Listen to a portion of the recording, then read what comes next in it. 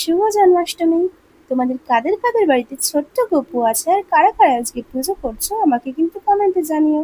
So hello everyone, আমি পিহু। তোমরা সবাই কেমন আছো? আশা করি সবাই অনেক ভালো আছো আর আমিও খুব ভালো আছি।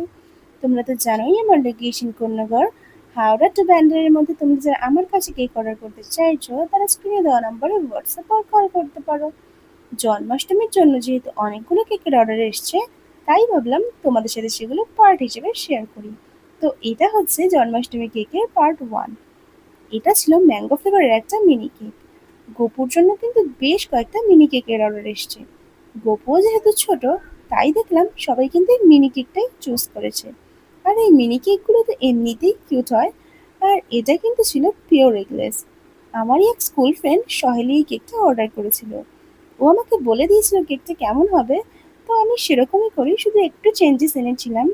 তো এই কেকটা তোমাদের কেমন লাগলো জানিও, আর ভালো লাগলে একটা লাইক করে দিও। গোপু তোমাদের সবার ভালো করুক।